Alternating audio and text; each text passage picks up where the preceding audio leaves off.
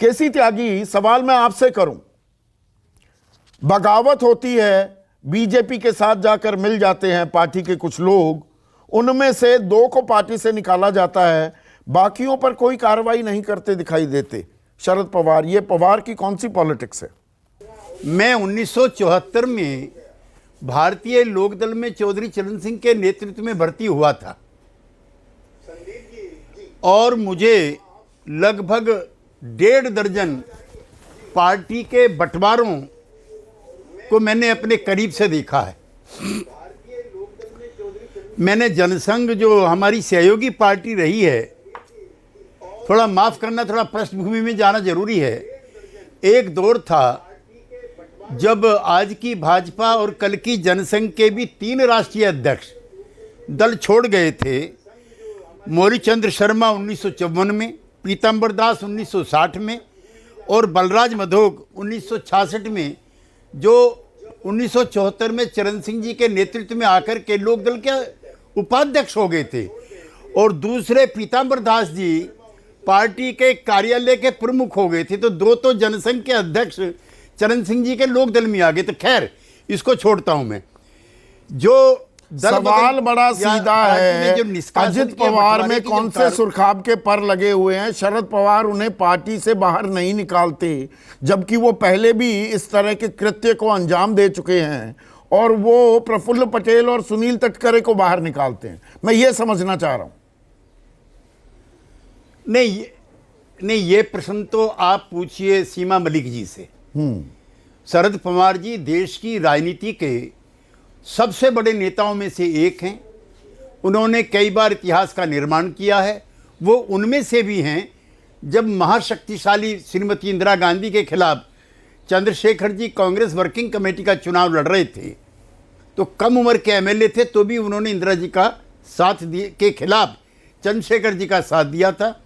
पिछले 40 सालों से वो हम लोगों की कतारों के नेता हैं। वो किसी भी पार्टी में रहें, नीतीश कुमार जी भी, हम भी समय समय पर उनसे मिलते हैं, और उनकी उदारता के और जो ब्रॉड बेस उनकी पॉलिटिक्स का तरीका, उसके हम प्रशंसक हैं।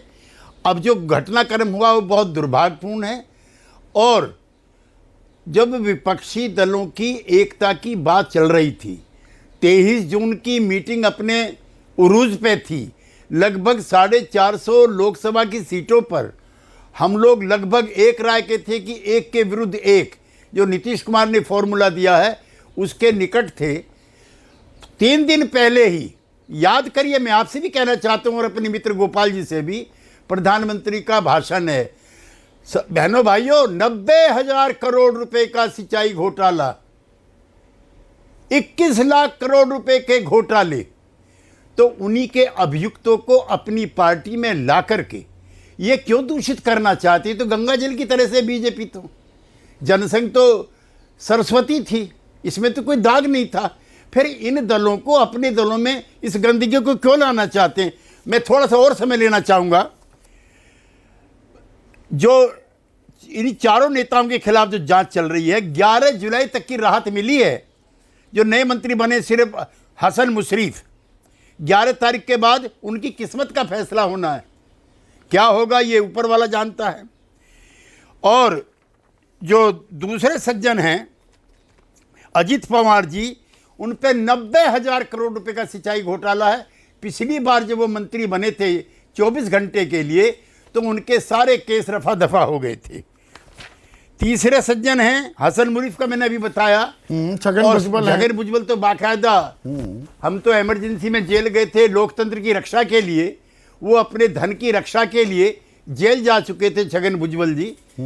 तो ये गोपाल जी, ये कोई अच्छा काम और नहीं। सुनील तटकरे का भी नाम है, सुनील तटकरे अब प्रफुल्ल पटेल ने प्रदेश अध्यक्ष बना दिया है एनसीपी का। जी, तो ये कोई जेंटलमैन नहीं है पॉलिटिक्स के।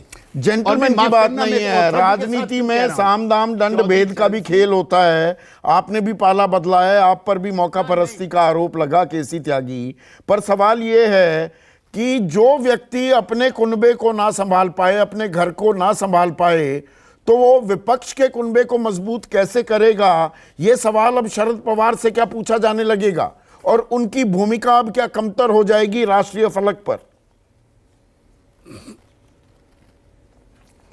उनकी भूमिका रत्ती भर कम नहीं होगी, वो हमारे लिए उतने ही श्रद्धेय हैं जितने पहले थे।